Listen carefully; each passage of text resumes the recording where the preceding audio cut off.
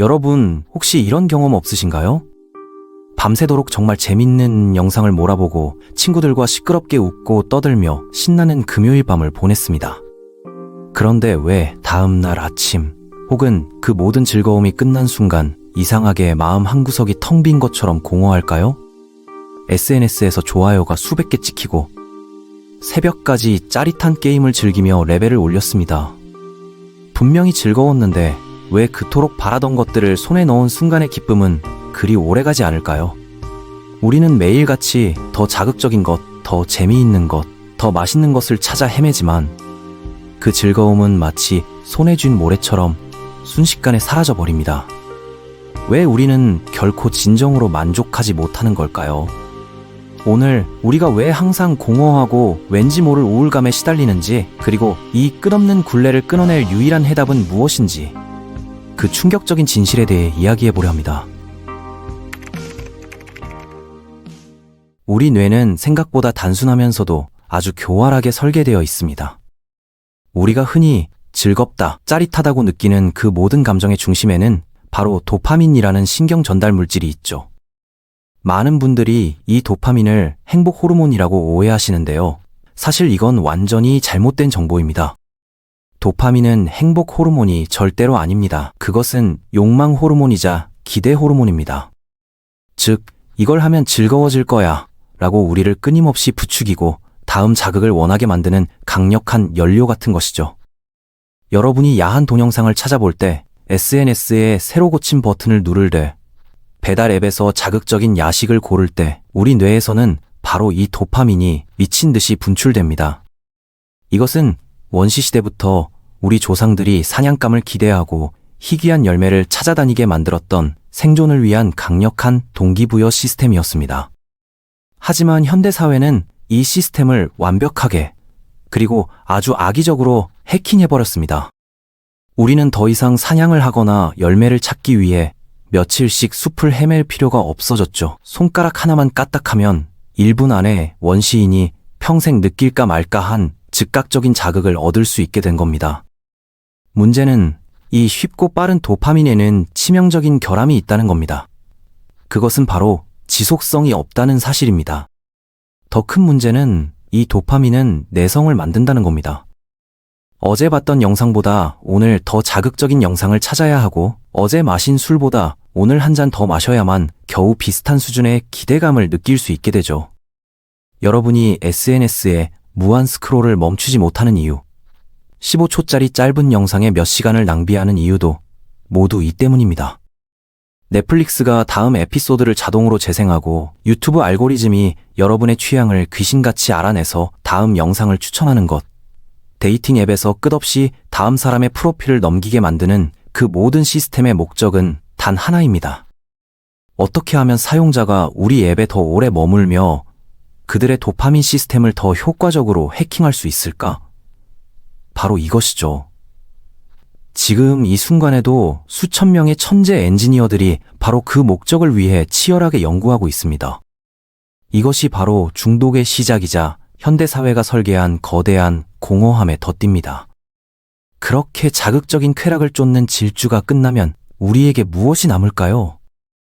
도파민 수치가 썰물처럼 빠져나간 뇌는 이전보다 훨씬 더 깊은 공허함과 허무함을 느끼게 됩니다.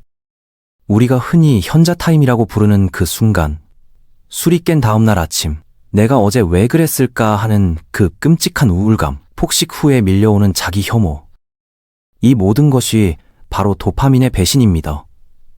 쾌락은 얻었지만 만족은 얻지 못한 것이죠. 뇌는 겨우 이 정도였어? 시시하군.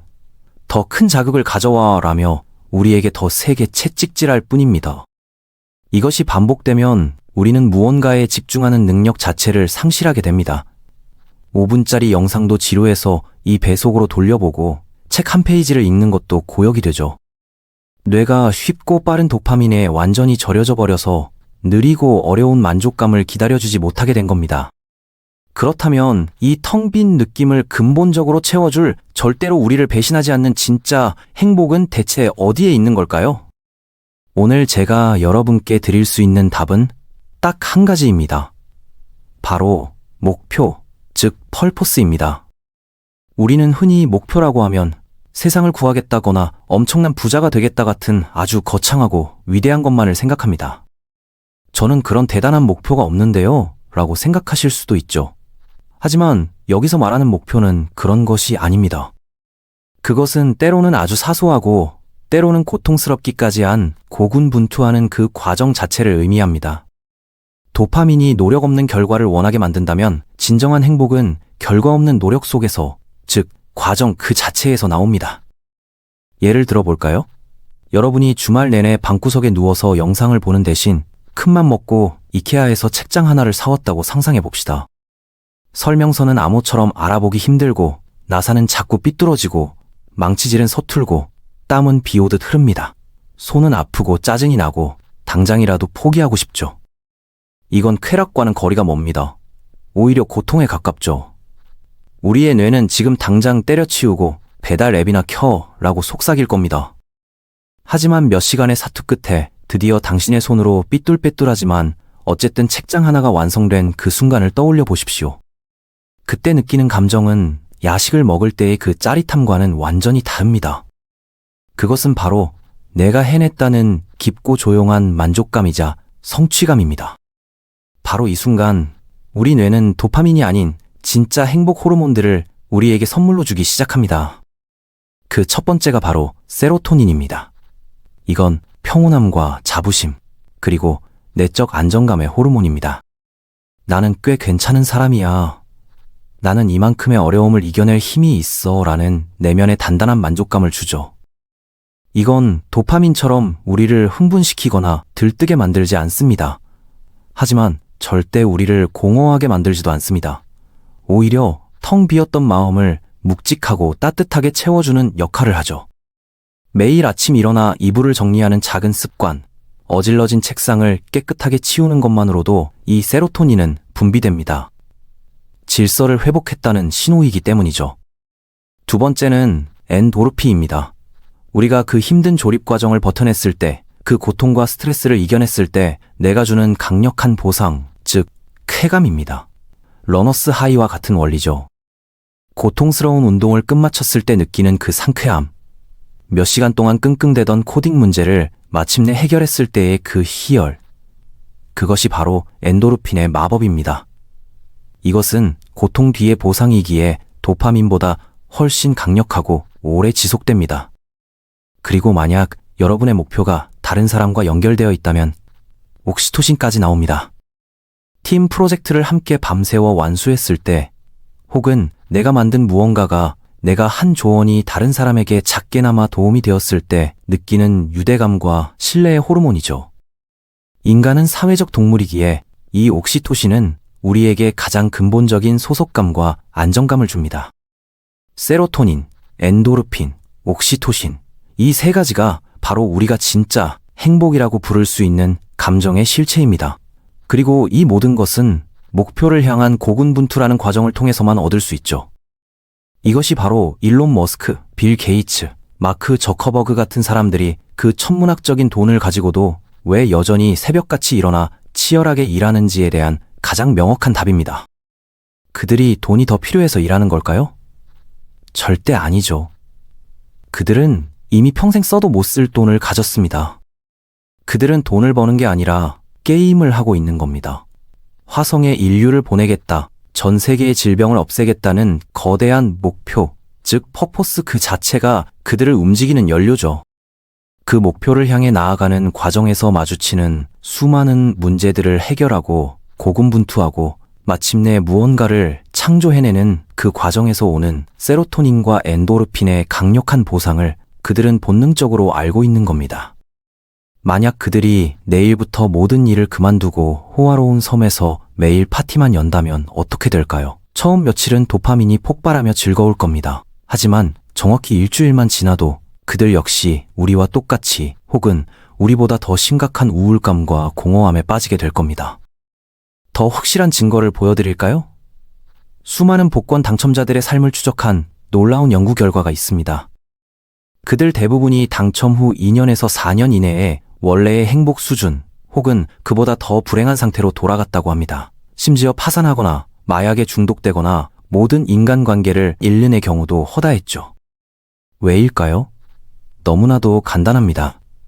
그들은 과정과 고군분투라는 고통스러운 단계를 모조리 건너뛰고 오직 결과라는 상상 초월의 도파민 폭탄만 맞았기 때문입니다. 그들의 뇌는 이제 그 어떤 자극에도 만족하지 못하게 되어버렸고 삶의 목표 자체를 상실해버린 겁니다. 이제 뭘 해야 하지? 돈 말고는 이룰 게 없는데. 진정한 행복은 결과에 있지 않습니다. 그것은 언제나 과정 속에 숨어 있습니다. 당신이 부자든 가난하든 남자든 여자든 학생이든 직장인이든 상관없습니다. 우리 인간이라는 존재는 목표를 향해 나아가고 어려움을 극복하고 성장할 때에만 비로소 진정한 기쁨을 느끼도록 설계되었습니다. 그러니 속는 셈 치고 오늘 딱 3시간만, 아니 단 2시간만이라도 시도해 보십시오. 여러분을 방해하는 모든 스마트폰 알림을 끄고 컴퓨터의 모든 메신저를 로그아웃 하십시오. 그것만으로는 부족합니다. 핸드폰을 아예 다른 방에 두거나 가방 깊숙한 곳 서랍 속에 넣어 두십시오. 그리고 당신의 작은 목표 하나에만 오롯이 집중해 보는 겁니다. 그런데 저는 목표가 없는데요. 라고 하실 수도 있습니다. 괜찮습니다. 만약 목표가 없다면 오늘의 목표는 작은 목표를 정하는 것 그 자체가 되어도 좋습니다. 종이와 펜을 꺼내서 나는 앞으로 한 달간 무엇을 하고 싶은가? 혹은 일주일 뒤에 나는 어떤 모습이었으면 좋겠는가에 대해 딱 30분만이라도 치열하게 고민해 보는 겁니다. 그게 밀린 방 청소든 보고서 한 페이지 작성이든 헬스장에서 30분간 땀 흘려 뛰는 것이든 어려운 책 10페이지를 필사하는 것이든 무엇이든 상관없습니다. 여러분이 그 2시간의 집중을 시작하는 순간 놀라운 일이 벌어집니다. 처음 15분은 좀이 쑤시고 지루하고 머릿속이 복잡하고 당장이라도 핸드폰을 보고 싶은 강력한 금단 증상이 나타날 겁니다. 여러분의 뇌가 쉽고 빠른 도파민을 달라고 비명을 지르는 거죠. 하지만 그 순간을 이겨내야 합니다. 딱 10분만 더 참아보자. 그 고비를 넘기면 어느 순간 여러분은 그 일에 완전히 빠져드는 몰입 상태를 경험하게 될 겁니다. 그렇게 2시간이 지난 뒤 당신이 느끼게 될 감정은 무엇일까요? 그것은 영상을 몰아볼 때의 그 덧없고 짜릿한 흥분이 아니라 오늘 나는 적어도 무언가를 해냈다는 아주 깊고 단단한 만족감일 겁니다. 밤마다 당신을 괴롭히던 그 잡다한 걱정과 나는 왜 이럴까 하는 자괴감이 아주 잠시라도 깨끗하게 사라지는 것을 분명히 느끼실 수 있을 겁니다. 이것이 바로 당신의 뇌가 주는 가장 아름답고 평화로운 행복의 신호입니다. 결국 진정한 행복은 소비하는 삶이 아니라 생산하고 극복하는 삶에 있었습니다. 물론 목표가 중요하다는 건 알겠는데 당장 내 목표가 뭔지도 모르겠어요 라고 말씀하실 수도 있습니다. 그리고 목표만 정한다고 해서 모든 것이 저절로 이루어지지도 않죠. 작심삼일로 끝나는 경우가 대부분입니다. 오늘 우리는 왜 목표가 필요한지에 대해 이야기했습니다. 왜 우리가 자꾸만 공허하고 왜 즉각적인 쾌락이 우리를 망치는지에 대해서 말이죠. 하지만 이것만으로는 부족합니다. 그 목표를 행동으로 옮기고 그 고통스러운 과정을 기꺼이 사랑할 수 있게 만드는 구체적인 전략과 계획이 필요하죠. 왜 해야 하는지를 알았으니 이제는 어떻게 그 목표를 찾고 어떻게 그것을 포기하지 않고 현실로 만들 것인지 알아야만 합니다.